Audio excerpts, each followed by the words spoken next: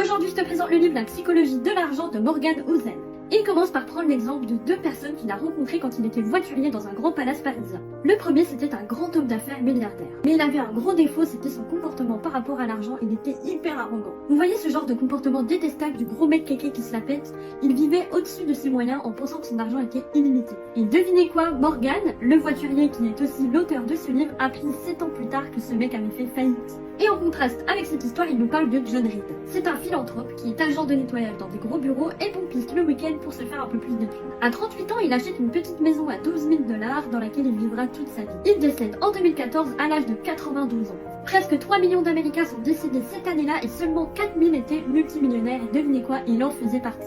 Ses amis étaient subjugués quand ils ont appris l'information parce que oui, lui, il ne se la pétait pas et ne parlait pas de son argent. Malgré son petit salaire, John avait tout compris. Il investissait des petites sommes dans des actions régulièrement et il a laissé travailler l'effet cumulé, d'où sa fortune.